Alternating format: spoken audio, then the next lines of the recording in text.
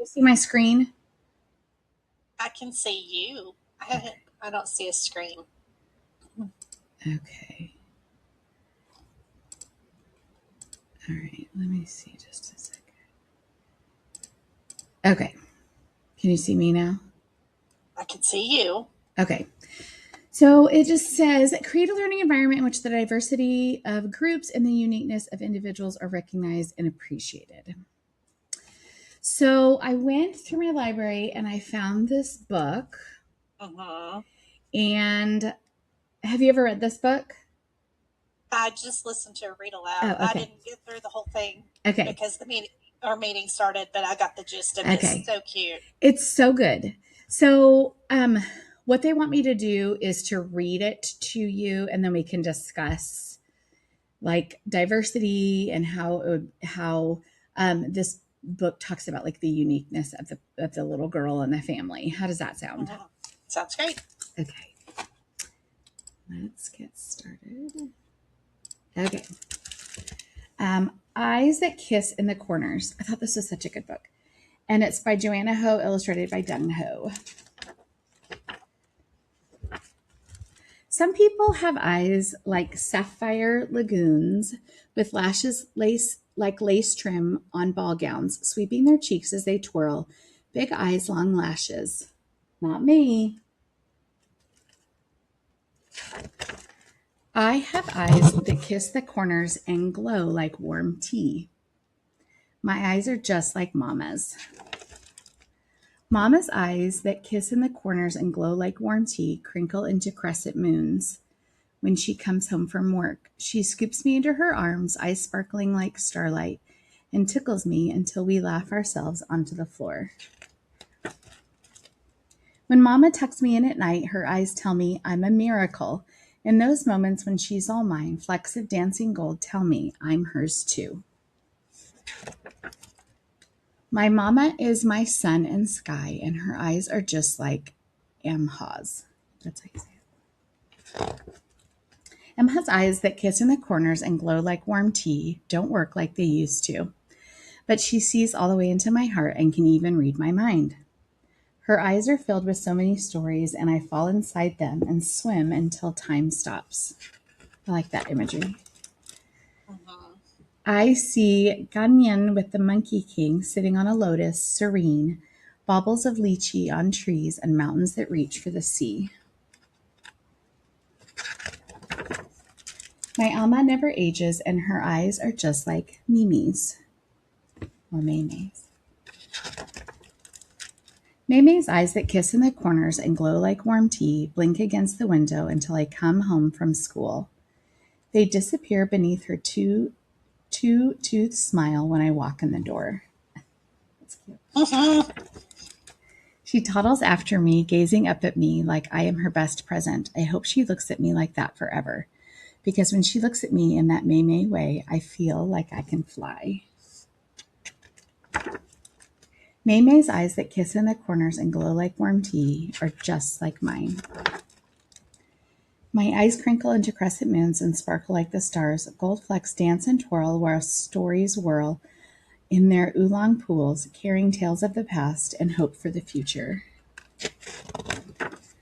My eyes find mountains that rise ahead and look up when others shut down. My lashes curve like the swords of warriors, and through them I see kingdoms in the clouds. My eyes that kiss in the corners and glow like warm tea are a revolution. They are Mama and Amma and Maymay. They are me, and they are beautiful. Okay, so I absolutely loved that book. I loved Yes. how it brings all of the generations together, like the grandma, the mom, the daughter, the sister. It, I think maybe people that have those features maybe can feel a little self conscious, but when they read that book, I hope that that kind of book gives them power and know that I love all of the like the soft words that she uses. Like they feel like they glow like warm tea, and but she sees when she's talking about her grandmother, she sees all the way into my heart and can even read my mind. Um, it talks about the beauty of what they look like, it celebrates that. And then it also, um, like I said, it can be an insecurity thing, but it turns it into a sense of pride. So that's why I just thought this book was really neat and special. And I had never read it before. But I'm so glad I discovered it because it's beautiful. I just loved it. It So, absolutely is.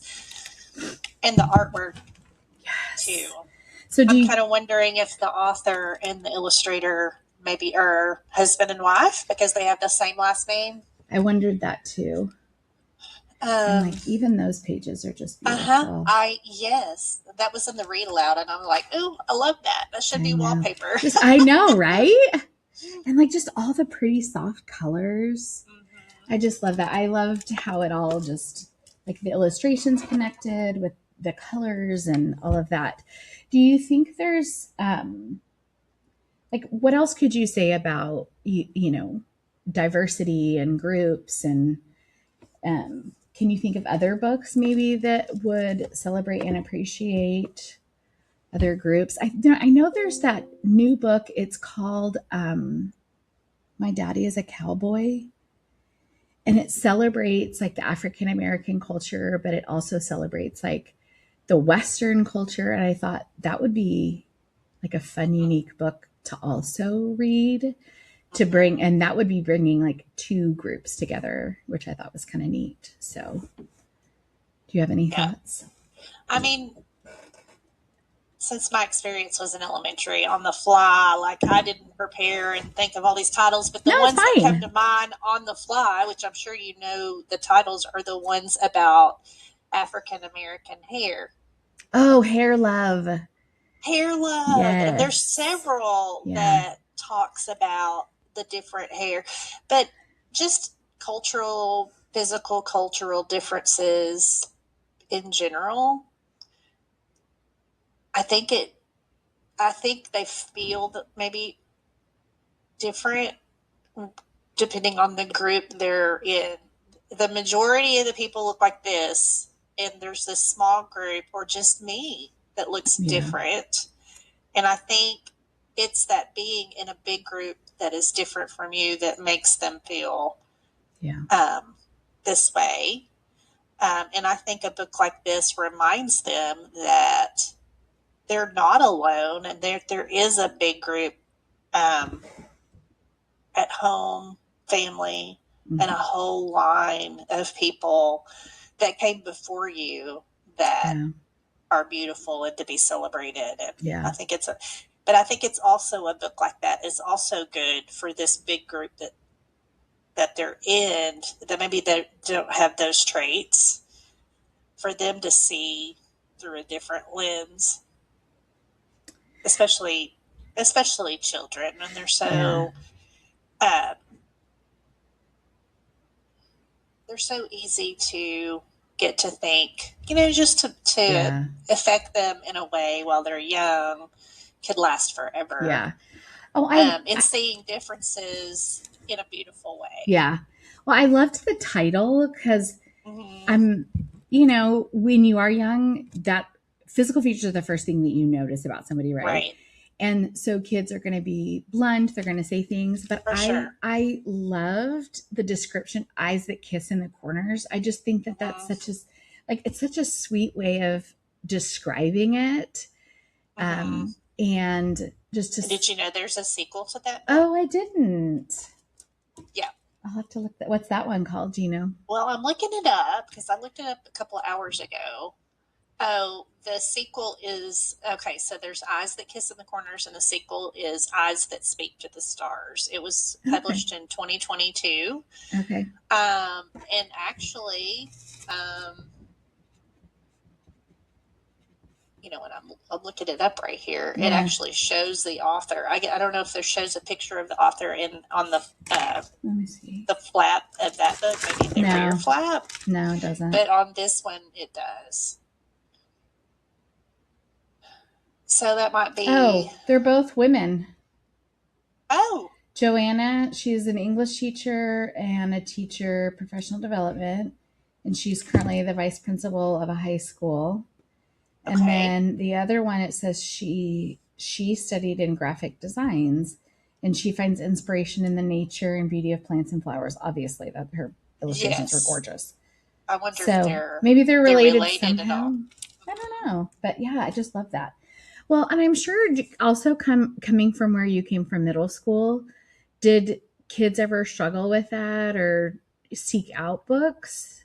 I feel like in middle school, it's the age where if they if they're not confident in the way they look, no matter what the trait, whether it be um, based on their race or just based on some other physical feature, I feel like in middle school is a time where they try to hide. Hmm. They Yeah, don't want they don't to want to celebrate be it. noticed as different. Yeah. Um, and, I feel like, older kids love read alouds too. And like books like this can still be instrumental even with the secondary kids. Yeah, I agree. Because when, they don't, a lot of times they don't get nicer as they get older. A lot of times they get more mean. Very true. And, if we can remind them, to be kind at every chance that we get, in schools, I think that even though this book might have initially been meant for a younger audience, I think it's still Oh um, yeah.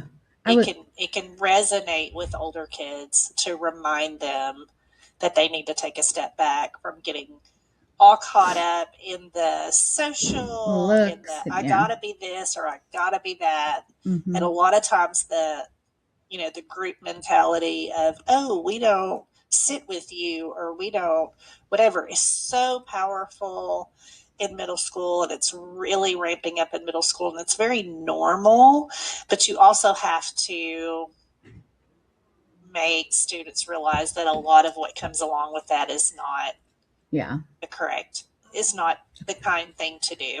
I agree. I would love to read this to like fourth and fifth because I just think it's a great way to celebrate. I just celebrate Mm-hmm. comes to my mind anytime I think about that book. So Mm-hmm. anyway, okay. Well, I think that that's great. Thanks Mm-hmm. for doing all these observations with me. Oh, it's been wonderful. I've loved it. Thank you. Hang on just a second. Let me minimize.